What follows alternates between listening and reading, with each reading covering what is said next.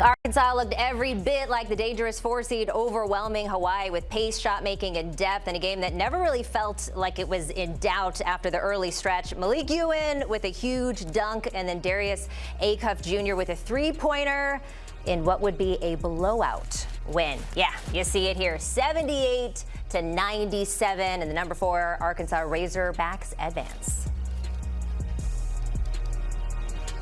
Take notes, Duke. That's how you do it from the very start. BJ, Mike, and Katie and Claudia with you here. We just saw the box score there. Of course, Acuff is the leader, but 5 guys in double figures for Arkansas. We talk about how important depth is the deeper you get into March Madness. How impressed are you with this Arkansas team?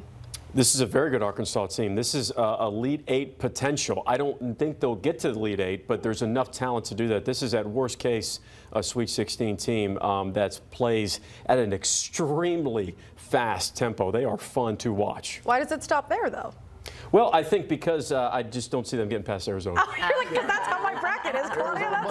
Yeah, it's just a different. I'm on the Arizona bus. Yeah, they're just a different team, and I think the physicality and defense of Arizona could be suffocating for Arkansas. Yeah, if they were to get to an Arizona matchup, I think Arizona just has too much inside with Krivas and Awaka and Koa Pete and these guys. Just too much size, but definitely encouraging basketball from Arkansas as of late. I mean, to win the SEC championship there, Darius Acuff has been sensational. I mean, going back to the SEC championship where he had 30 and 11 to knock off Vanderbilt. He was good once again today. I think the most encouraging sign for Vanderbilt as well, something you got to feel about well if you're in Fayetteville, if you're a Razorback fan, is this team only shot 19% from the three-point line today. So there's still room for improvement, and they still racked up darn near 100.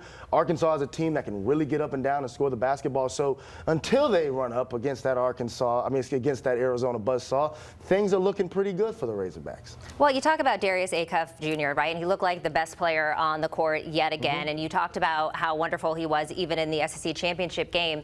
Okay, he comes up against Arizona. How well do you think he can play in the next round? So the thing is with Arizona particularly, and we're really skipping ahead here because they're going to have a tough game against High Point, who they're going to play. And High Point is another team that can really score the basketball. Skipping ahead to a matchup with Arizona, I just think with Arizona being the most complete team in basketball, it's less about Arkansas and it's more about what the Wildcats provide, all right?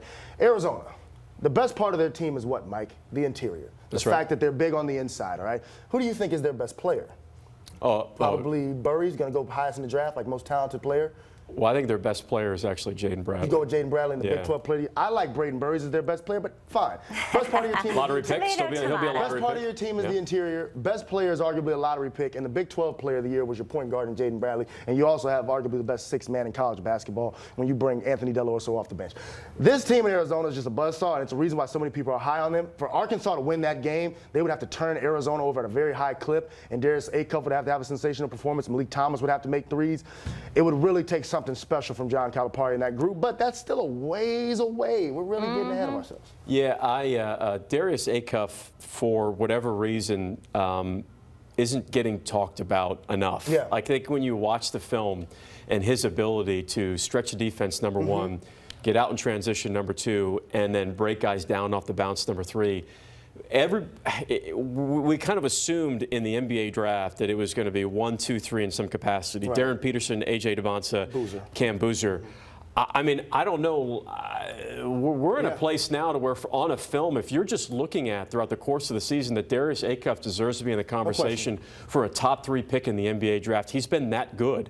Yeah. And if we're doing comparison Darren Peterson to Darius Acuff, number one, there's a longevity issue there with Darren Peterson that we're still not sure about. Not taking anything away from his talent. He's a great kid. He plays really hard. Objectively, he's been out of games. Yeah. Significant number. But Darius Acuff, it just has that blue-collar side to this elite skill set that I'm like, I don't know. I think the valley was wide in the beginning of the season, but it's not anymore between the difference from a talent standpoint between Peterson and Acuff. No question. You have to heavily consider Acuff going in the top 3. If I was an NBA executive, I'm taking Acuff over Peterson at this point. And I know Darren Peterson seems to be the most talented player in this draft, is a scalding, hot, volcanic take. And it's crazy to say that because I'm talking about a guy that had 30 and 11 in the SEC championship, has been absolutely sensational all year long. You want another hot take? Yeah. Darius Acuff could be the best player to come out of this draft. Wow. In 5 years from now, we could be looking at Darius Acuff as that was the best player over Devonta, over Peterson, over my man Boozer. Darius Acuff could be the best player to come out of this draft. Watch out. I'm not saying he will be, but he is that darn good. Mod? What you can't see right now, there's actually a fan that is right next to BJ because the amount of scalding hot takes that he has done all season long. That's incredible. I mean, that was scorching hot. Because of his playmaking ability, the facilitating factor, because we saw the assist there. That's what it is, right? His playmaking ability, his shot making, the way that he can shoot off the catch as well. That's one thing that's not talked about. And the guy has a terrific demeanor. When you watch him play, he plays basketball the way a basketball player should play it. He's a dog. He is physical. He doesn't back down. He wants to play every game. That's the matters. most underappreciated thing, what you just said, because there were times throughout the season where he was really banged up, especially from an ankle perspective. And I think there's been plenty of other players that probably would have shut it down for a game or two.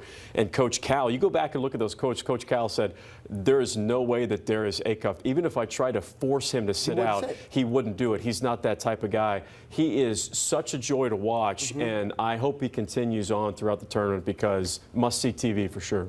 And so many of the NBA teams, just last point, they need a culture-setting guy. If you are the Sacramento Kings or if you are the Brooklyn Nets, you need a culture setter. You don't just need a talented player. You need a guy with the intangibles like Acuff has. The only player in the NCAA to average 20 points and 6 assists. I want to talk Coach Cal in a second, but just real quick on High Point, we mentioned it quickly.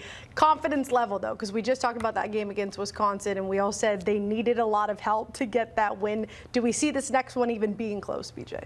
It's definitely going to be a game. No question. If you think this is going to be a runaway Arkansas victory, you're in for something different, all right? This is going to be a good game. High Point can really score. Again, the way they shoot the basketball. Rob Martin's playing some of his best basketball of the season. I think the key MOD is going to be taking care of the basketball, all right? High Point cannot allow Arkansas to get out and run in the other direction. Arkansas has only won one game all season long in which they've scored under 80 points. It's a tremendous stat to have only won one game, and it was against Samford in November where they scored 79. It was almost 80. They need to score up over 80 to win. If you're High Point, I know they like to play with pace as well, but they need to be selective runners in this game because getting into a track meet with Arkansas is a little bit like racing Usain Bolt. It's not in your best interest. Yeah, I'm not doing that. The magic number for High Point is 10, and they have to be under 10 turnovers. I think that is number 1, number 2, and number 3 keys for that game. If they're under 10 turnovers, that means they're controlling the pace, they're taking good shots, and they're not forcing action, and it's limiting Arkansas in transition. You're exactly right. High Point is a very good and a highly efficient offensive team. They've been great all season long, but you don't want to be in the 90s with this Arkansas team. Let's talk about Coach Cal, and you kind of hit on it already. Coming from Kentucky a couple years ago, obviously one of the biggest stories to come out of that a couple years ago, and now look at what he's done with the Razorbacks. Just how important has he been to this team, and how far can they go?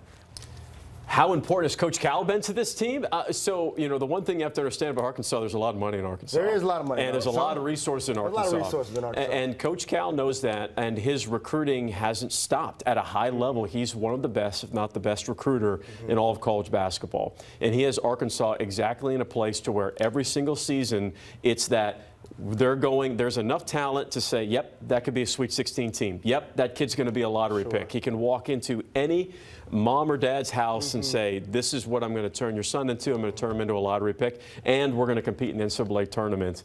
He has. I said this 2 years ago. The best hire that Arkansas could have possibly done was to hire John Calipari, and we are seeing the fruits of that labor right now. Yeah, absolutely. I mean, I like to think of it like this. You know, success is determined by the expectations, right? And Arkansas is having a tremendous amount of success because the expectations are not Kentucky level expectations. See, when he did this at Kentucky, this was for the course. This is what we expected. This is like, oh, well, Kentucky should be in the tournament, and they should have a Darius Acuff because they had a Shai Gilgeous-Alexander and a John Wall and a Jamal Murray and a Devin Booker. These were things we all expected from Kentucky. Well, now at Arkansas, the expectations are different.